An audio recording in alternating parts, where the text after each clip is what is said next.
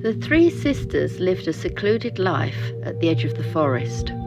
They tended their herbs and befriended wild animals in preference to the people of the town. The townsfolk, in turn, let them be, the townswomen tending to consult the sisters when necessary under the cloak of darkness.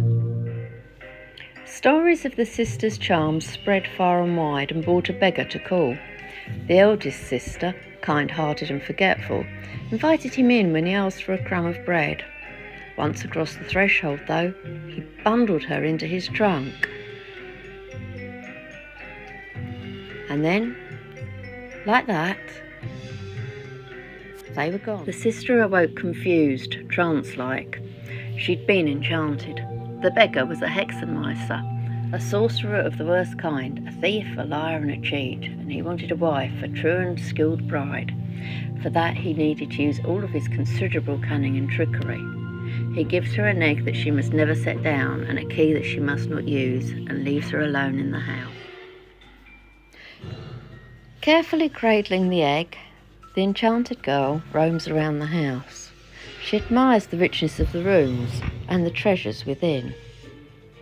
Eventually, she makes her way to a locked door. Without thinking, she turns the key.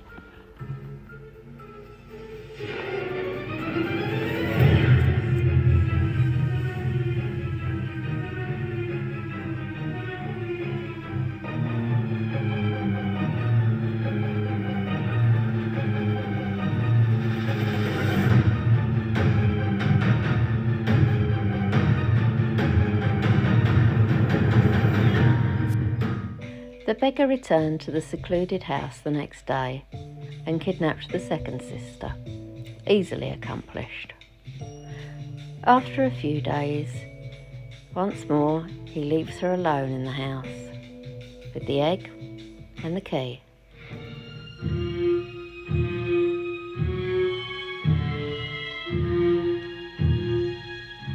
Now for the third and final sister, no longer trusting, very wary, she'll not open the door. The beggar can't enchant her if he can't cross the threshold, so drags her out through the window. All too soon, she's in the trunk, she's in the house. There's the egg, and there's the key. The third sister doesn't move for some time. She waits to be sure she can hear nothing, then begins to explore the house. She looks, but does not admire. She wonders and she wonders. What goes on here? She empties one of her capacious pockets.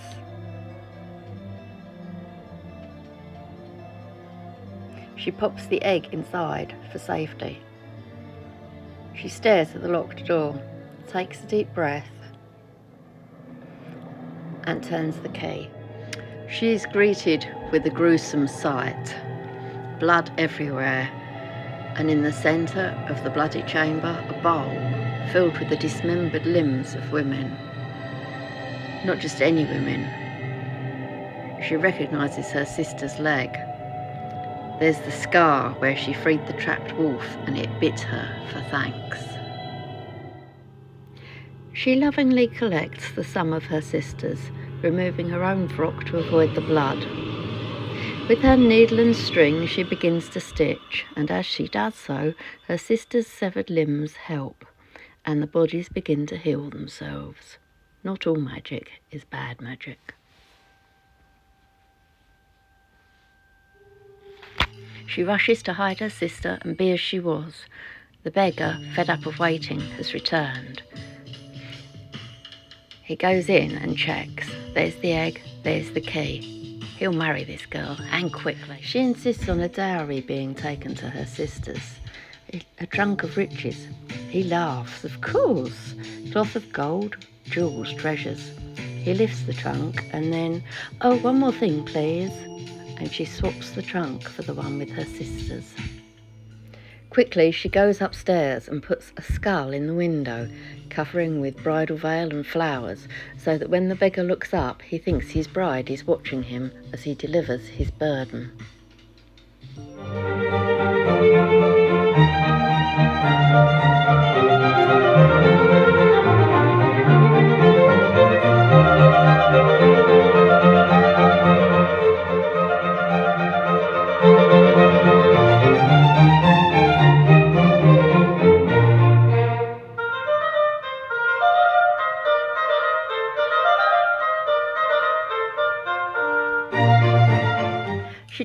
out of the house, leaving the door wide open to greet the beggar's arriving guests, a disparate bunch of disreputable, dishonest and thoroughly disgusting folk.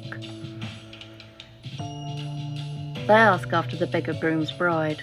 She points a feathered arm up to the skull, dances on to gather twigs to build a nest. The beggar arrives, swears at her, but is eager to join his party. As soon as the door slams, she ignites her nest. Whoosh, the house is ablaze.